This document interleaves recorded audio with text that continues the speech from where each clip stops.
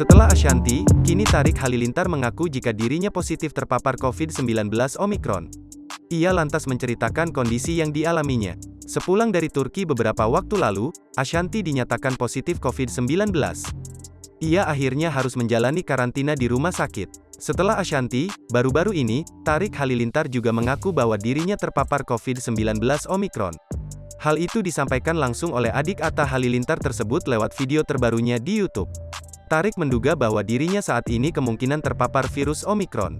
Aku positif COVID-19 dan kemungkinan ini Omicron, ucap Tarik Halilintar, dilansir Tribun Style dari YouTube Tor Daily pada Kamis, tanggal 13 Januari tahun 2022. Setelah dinyatakan positif, Tarik sempat mendengar pernyataan dari pihak Kementerian Kesehatan terkait Omicron. Kemarin aku ngelihat pernyataan dari Kemenkes kalau Omicron itu lebih tidak berbahaya, gejalanya juga hampir tidak ada, katanya. Sama seperti yang disebutkan Kemenkes, saat ini dirinya tak merasakan gejala berat. Aku dari kemarin nggak ada gejala, nggak ada yang parah gitu karena aku udah 2 kali kena COVID, jadi ini yang ketiga berarti kan, tambahnya. Tarik mengaku sebelumnya telah melakukan tes PCR sebanyak 2 kali dan keduanya dinyatakan negatif.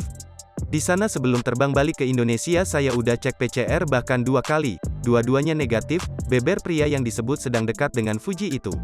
Ia menduga jika dirinya terpapar Omicron lantaran perubahan cuaca yang ekstrim.